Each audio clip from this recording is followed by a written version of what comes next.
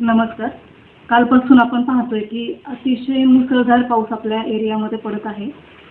तसेच हवामान खात्याने पण रेड अलर्ट दिलेला आहे. आताच आम्ही गुरुद्वार परिसरामध्ये जाऊन आलो. पुन्हा आपल्या वाल्हेकरवाडीची जी जाधव वस्ती आहे तिथेही जाऊन आलो. तिथल्या नागरिकांना पण स्थलांतरित केलेलं आहे. तसेच गुरुद्वारा परिसरामध्ये जे पाणी साठलेलं आहे तर तिथली पाहणी आम्ही करून आलो आहे आणि अधिकाऱ्यांना फोन करून आता योग्य ती उपाययोजना तिथे चालू आहे.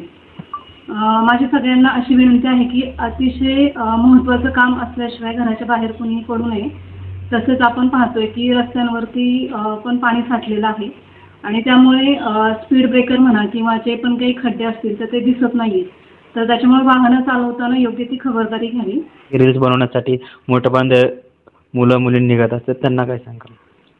आपण आता पाहतोय इंस्टाग्रामवर पाहतोय किंवा टीव्हीवरती न्यूज ऐकत आहोत सारख्या की काही ना काहीतरी दुर्घटना ह्या रील्सच्या नादामध्ये घडत आहेत आणि रील्सच्या नादामध्ये तरुण मुलं मुली स्वतःचा जीव धोक्यामध्ये अक्षरशः घालत आहे.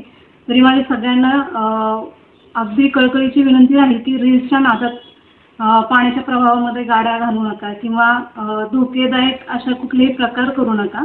स्वतःच्या जीवाची आणि तसेच आपल्या आजूबाजूच्यांची तसेच आपल्या कुटुंबियांची काळजी घ्यावी सगळ्यांनी.